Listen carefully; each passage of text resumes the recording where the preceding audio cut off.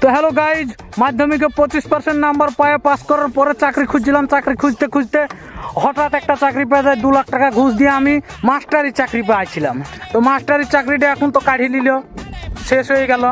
তো এখন আবার কি কাজ করব? তো আব্বা রিটায়ার্ড হয়ে গেছে, আব্বার চাকরিটা আমাকে করতে হবে। আজ থেকে জয়েন করেছি।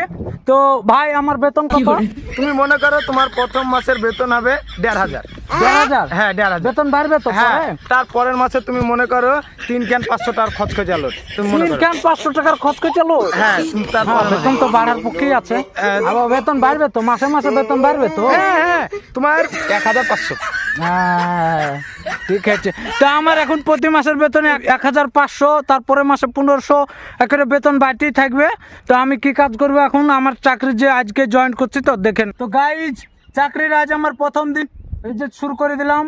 আবার রিটায়ার্ড হওয়ার পরে পাইছি, আর কেউ কাজ করতে পারবে না।